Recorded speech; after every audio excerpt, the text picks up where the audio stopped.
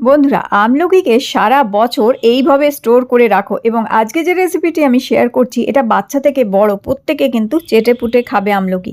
এবং আমলকির এই রেসিপি হলে 1 কেজি আমলকি কিন্তু খেয়ে ফেলতে পারবে, এতই সুস্বাদু হয়। সারা বছর এটাকে স্টোর করে রাখতে পারবে। গ্যাস, অম্বল, অ্যাসিডিটি কিংবা জ্বর, সর্দি, কাশি থেকেও রক্ষা দেয় কিন্তু এই আমলকি। প্রত্যেক দিন আমলকির যদি গোটা একটা আমলকি খাওয়া যেতে পারে, এর কিন্তু দারুণ উপকারিতা আছে। তো সবার প্রথমে একটি কড়ার মধ্যে বেশ কিছুটা জল দিয়ে দেবে, দিয়ে জলটা গরম করতে দেবে। তারপর ওর মধ্যে একটা ঝাঁঝরি অথবা কোনো ঝুড়ি, যেটা বাঁশের কিংবা বেতের যে ঝুড়ি হয় সেই ঝুড়িও নিতে পারো, অথবা এরকম স্টিলের ঝাঁঝরি নিয়ে তার মধ্যে আমলকি দিয়ে ঢাকা দিয়ে 5-7 মিনিটের জন্য এটাকে সেদ্ধ করে নেবে। 5-7 মিনিটের মধ্যেই আমলকি দুর্দান্তভাবে সেদ্ধ হয়ে যায় কিন্তু। তো এখানে আমি প্রায় 1 কেজি আমলকি নিয়েছি, এগুলোকে আমি সেদ্ধ করে নিয়েছি। তবে আজকে যে রেসিপিটা করব এটা আমি এখান থেকে হাফ আমলকি দিয়ে করব, বাকি মানে প্রায় 500 আমলকি দিয়ে আমি করব, আর বাকি 500টা দিয়ে আমি অন্য একটা রেসিপি করব। তো আমলকিগুলো দেখো কত সুন্দর সেদ্ধ হয়ে গেছে। আমলকিগুলো 5-7 মিনিট ধরে সেদ্ধ করার পরে ঠান্ডা করে নেবে ভালো করে।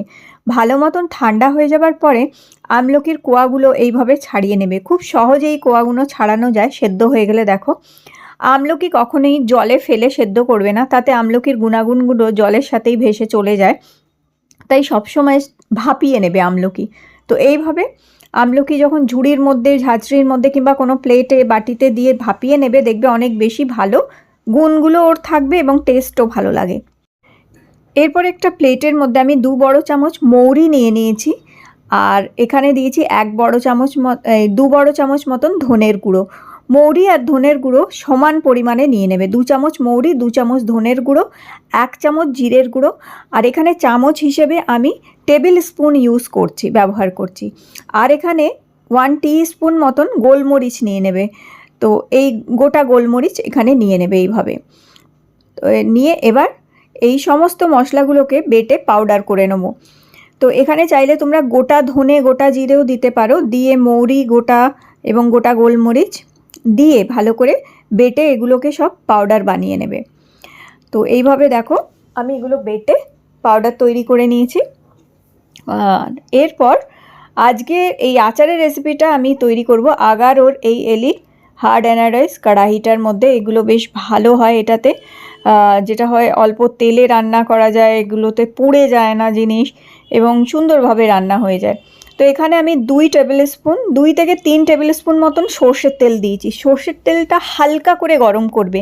যেই সর্ষের তেলটা হালকা গরম হয়ে যাবে, 1 চামচ আমি দিয়ে দিয়েছি, এই হাফ চামচ আমি এখানে দিয়েছি হিংটা দেওয়ার পরে গুঁড়ো করা মশলাটা দিয়ে দেবে।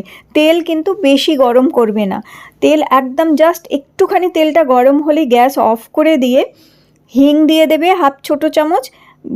তারপরে গুঁড়ো করা মশলাটা দেবে, 2 চামচ হলুদ দেবে, আর 2 চামচ শুকনো লঙ্কার গুঁড়ো দেবে। দিয়ে এটাকে ভালো করে নাড়িয়ে চাড়িয়ে মিশিয়ে নেবে। ভালো করে নাড়িয়ে চাড়িয়ে মেশানো হয়ে গেলে তারপরে আমলকি সেদ্ধটা এর মধ্যে দিয়ে দেবে। আমলকি সেদ্ধ এর মধ্যে দিয়ে এবার এটাকে ভালো করে মিশিয়ে নেবে আমলকির সাথে, আর গ্যাসটা অফ করে দেবে বন্ধুরা। যখন তেল গরম করবে তখনও গ্যাস কমিয়ে রেখে দেবে, একদম লো ফ্লেমে রাখবে।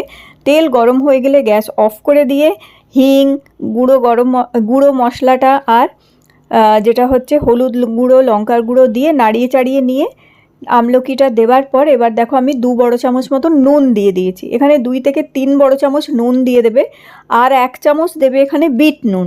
তো 1 চামচ বিট নুন দিয়েছি। সবই আমি টেবিল স্পুন ইউজ করছি। বিট নুন দেবে, কারণ আমলকি খুব টক হয়, তো তাই 3 চামচ মতো নুন এখানে লাগবেই, আর প্লাস 1 চামচ বিট নুন লাগবে। ভালো করে নাড়িয়ে চাড়িয়ে নেওয়ার পরে শুকনো পরিষ্কার একটা বয়ামের মধ্যে ভরে দেবে এগুলোকে। এটা সারা বছর তোমরা এটাকে স্টোর করে রেখে দিতে পারবে এইভাবে। এই আমলকি কিন্তু একটুও খারাপ হবে না, একটুও নষ্ট হবে না। শুধু খেয়াল রাখতে হবে কোনো ভিজে চামচ এর মধ্যে দেবে না, সবসময় শুকনো চামচ দিয়ে বার করে ব্যবহার করবে। এটি ভীষণ উপকারী একটা আমলকির রেসিপি হচ্ছে, অবশ্যই ট্রাই করো। ভিডিও ভালো লেগে থাকলে লাইক দিও, চ্যানেল সাবস্ক্রাইব।